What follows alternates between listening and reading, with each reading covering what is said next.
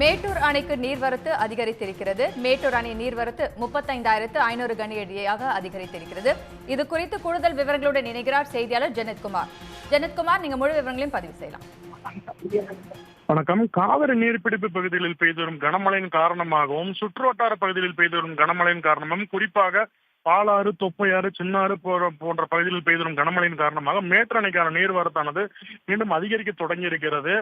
அணையின் வரலாற்றில் 44வது முறையாக இந்த ஆண்டு முதல் முறை ஜூன் 29ஆம் தேதி மேட்டூர் அணை அதன் முழு கொள்ளளவு 120 அடி எட்டியது. அதனைத் தொடர்ந்து தற்பொழுது 7வது முறையாக நடப்பாண்டில் மேட்டூர் அணை அதன் முழு கொள்ளளவான 120 அடி நேற்று எட்டியிருந்தது.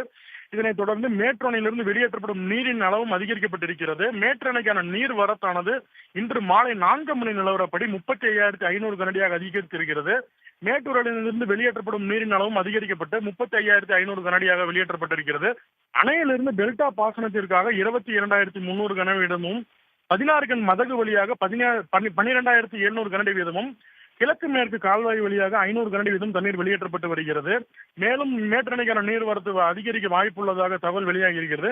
அதேபோல் மேட்டூர் அணையின் நீர் மட்டமானது 120 அடியாக நீடிக்கிறது. மேட்டூர் அணையின் நீர் இருப்பு 93.47 TMC உள்ளது. பல விவரங்களுக்கு நன்றி ஜெனத்குமார்.